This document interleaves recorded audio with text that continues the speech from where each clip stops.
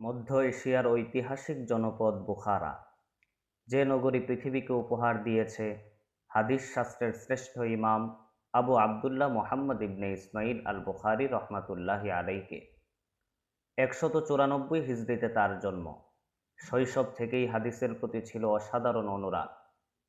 দীর্ঘ সফর, অক্লান্ত সাধনা ও কঠোর যাচাই বাছাইয়ের মাধ্যমে তিনি সংকলন করেন বিশ্ববিখ্যাত গ্রন্থ সহিহ আল বুখারী, যার পূর্ণ নাম আল জামিউল মুসনাদুস সহিহুল মুখতাসর মিন উমুরি রাসূলিল্লাহি সাল্লাল্লাহু আলাইহি ওয়াসাল্লাম ওয়া সুনানিহি ওয়া আইয়ামিহি।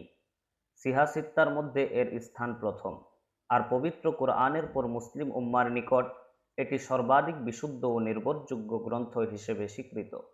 ২৫৬ হিজরিতে তার ইন্তিকাল হলেও তার ইলমের আলো আজও কোটি হৃদয়কে আলোকিত করে চলেছে।